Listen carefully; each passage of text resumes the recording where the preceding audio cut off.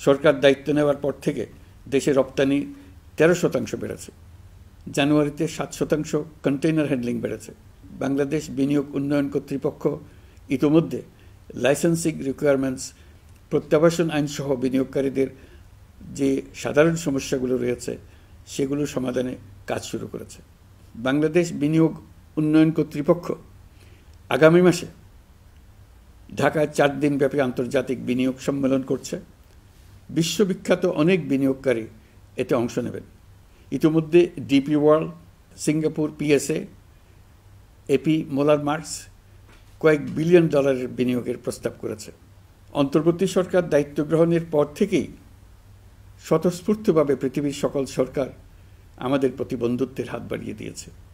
এটা শুরু হয়েছিল গত সেপ্টেম্বরে জাতিসংঘের বার্ষিক বৈঠকে। আপনাদের মনে আছে বিশ্বের সরকার প্রধানরা কীভাবে আমাদের সঙ্গে আগ্রহ নিয়ে দেখা করতে এগিয়ে এসছে। তারপর থেকে যে কোনো সম্মেলনে গিয়েছি, দেখেছি আন্তর্জাতিক নেতৃবৃন্দের আগ্রহ কীভাবে ক্রমেই বেড়ে চলেছে। জানুয়ারি মাসে সুইজারল্যান্ডের ডাভোসে গিয়েছিলাম। এই সম্মেলনে 47টি পৃথক ইভেন্টে আমার অংশগ্রহণ করতে হয়েছে। বিভিন্ন দেশের সরকার প্রধান, মন্ত্রী, বিশ্ব বাণিজ্যের নায়করা, জাতিসংঘের মহাসচিব, জাতিসংঘের বিভিন্ন সংস্থার প্রধানদের সঙ্গে বৈঠক করেছে। তারা আমাদের পাশে থাকার জন্য আন্তরিক আগ্রহ প্রকাশ করেছেন। সম্প্রতি আমি সংযুক্ত আরব আমিরাতে গিয়েছিলাম। তারা বিগত সরকারের সময় আমাদের ভিসা বন্ধ করে দিয়েছিল। আমরা সেই দেশের ভিসার দরজা খোলার চেষ্টা চালিয়ে যাচ্ছি। তারা আশ্বাস দিয়েছেন তাদের দিক থেকে সকল আনুষ্ঠানিকতা সম্পন্ন করে ভিসার দরজা উন্মুক্ত করবেন। আমি আশা করছি সেটা দ্রুতই উন্মুক্ত হবে। আমি সংযুক্ত আরব আমিরাতকে আমাদের দেশে শিল্প কারখানা গড়ে তোলার জন্য একটি শিল্পাঞ্চল করার প্রস্তাব দিয়েছি। তারা এই বিষয়ে আগ্রহ জানিয়েছে। শিল্পাঞ্চলে 2টি কাজ দিয়ে তারা শুরু করবে, এই জন্য কথাবার্তা শুরু হয়েছে। প্রথমে মুসলিম বিশ্বে সরবরাহের জন্য একটি হালাল গোশত প্রক্রিয়াজাত করার কারখানা করবে। এরপর মৎস্য প্রক্রিয়াজাতকরণের জন্য কারখানা স্থাপন করবে। তারা আমাদের নতুন সামুদ্রিক বন্দর পরিচালনা করার জন্যও আগ্রহ জানিয়েছে। প্রিয় দেশবাসী, বিশ্ব মানচিত্রে বাংলাদেশকে অনন্য উচ্চতায় নিয়ে যাওয়া আমাদের অন্যতম লক্ষ্য। এই লক্ষ্যে আমরা আসিয়ানের সদস্য হিসেবে যোগদান করার বিষয়ে আগ্রহের কথা জানিয়েছি। এই বছরের শুরু থেকেই মালয়েশিয়া আসিয়ানের চেয়ারম্যানের দায়িত্ব গ্রহণ করেছে। মালয়েশিয়ার মাননীয় প্রধানমন্ত্রী আনোয়ার ইব্রাহিমের সঙ্গে এই বিষয়ে কথা হয়েছে। তিনি আমাদের আবেদনের প্রতি সমর্থন জানিয়েছেন, আমাকে মালয়েশিয়া সফরের আমন্ত্রণ জানিয়েছেন। আমি এই আমন্ত্রণ গ্রহণ করেছি। মালয়েশিয়া রোহিঙ্গা সমস্যা সমাধানের জন্য জাতিসংঘের সম্মেলন আয়োজনের দায়িত্ব নিয়েছে। আমাদের দেশ থেকে শ্রমিক নিয়ে যাবার ব্যাপারে যে সমস্ত সমস্যার সৃষ্টি হয়েছিল সবগুলো সমাধানের জন্য আন্তরিকভাবে তারা কাজ করছে। আগামীকাল 4 দিনের সফরে আমি চীন যাচ্ছি। প্রেসিডেন্ট শি জিনপিংয়ের সঙ্গে আমার বৈঠক হবে। চীনের বড় বড় ব্যবসায়িক প্রতিষ্ঠানের সিইওদের সঙ্গেও বৈঠক করব। পৃথিবীর সর্ববৃহৎ চাইনিজ সোলার প্যানেল নির্মাতা প্রতিষ্ঠান লংজি বাংলাদেশে কারখানা স্থাপনের আগ্রহ জানিয়েছে। আমরা তাদের সঙ্গে কাজ করছি। এছাড়া প্রযুক্তিগত সহায়তা, মেডিকেল সহায়তা, স্বল্প মূল্যে চিকিৎসা সহ অন্যান্য বিষয়ে আলোচনা হবে। তারা আমাদের দেশ থেকে আম, কাঁঠাল ও পেয়ারা আমদানি করতে চায়। এটা খুব দ্রুতই শুরু হবে। এই সফরের মধ্য দিয়ে আমাদের 2 দেশের সম্পর্ক ঘনিষ্ঠতর হবে। আমি বরাবরই বলে এসেছি, আমরা মহা সৌভাগ্যবান এক জাতি।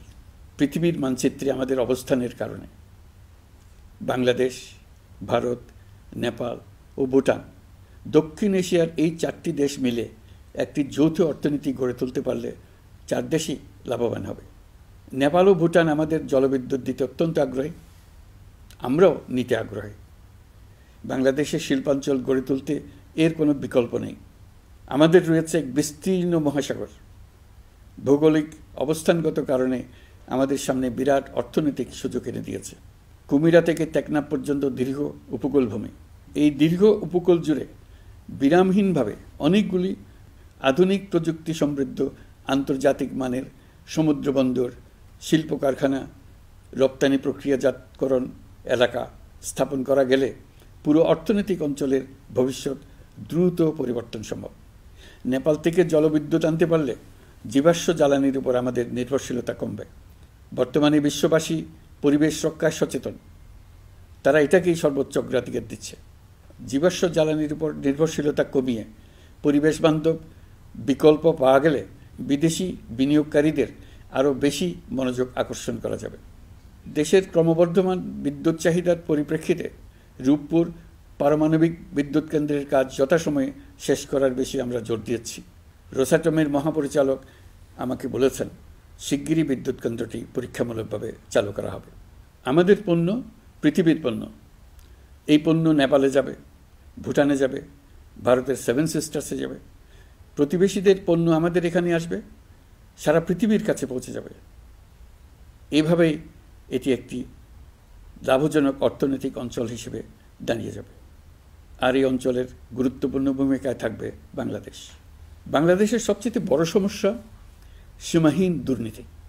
স্বৈরাচারী সরকার এই দুর্নীতিকে বিশ্বের শীর্ষস্থানে নিয়ে গেছে।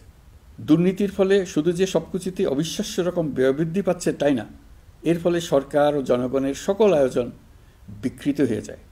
সরকারের লক্ষ্য, নীতিমালা, প্রাতিষ্ঠানিক আয়োজন, সরকারি কর্মকর্তাদের দায় দায়িত্ব যা কিছু কাগজে লেখা থাকে তার সব কিছু অর্থহীন হয়ে যায়।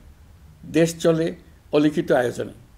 সরকারকে চলতে হয়, ব্যবসায়ীকে চলতে হয়, শিল্পপতিকে চলতে হয়, বিনিয়োগকারীকে চলতে হয়, দেশের সকল নাগরিককে এই অলিখিত নিয়মে চলতে হয়। নাগরিককে এই অদৃশ্য জগতের সঙ্গে মোকাবেলা করে টিকে থাকার বিদ্যায় পারদর্শী হতে সাধনা করতে হয়। দৈনন্দিন জীবনে টিকে থাকা এবং সাফল্য অর্জনের জন্য একটা নতুন ভাষা আয়ত্ত করতে হয়। চারদিকে কী শব্দ বলা হচ্ছে, কাগজে কি লেখা হচ্ছে তা মনে মনে দ্রুত অনুবাদ করে তার মর্মার্থ বুঝে নিতে হয়। তা না হলে দৈনন্দিন সিদ্ধান্ত নেওয়া যায় না। সবচেয়ে বড় মুশকিল হলো এর কোনো অভিধান নেই। কারণ ব্যক্তিবিশেষে, স্থান বিশেষে, পরিস্থিতি বিশেষে এর অর্থ ক্রমাগতভাবে পাল্টে যায়। পুরো বিশ্ব বুঝে গেছে আমরা জাতি হিসেবে সততার পরিচয় বহন করি না। এটা শুধু জাতীয় কলঙ্কের বিষয় নয়, আন্তর্জাতিক বাণিজ্যে এটা আত্মঘাতী বিষয়।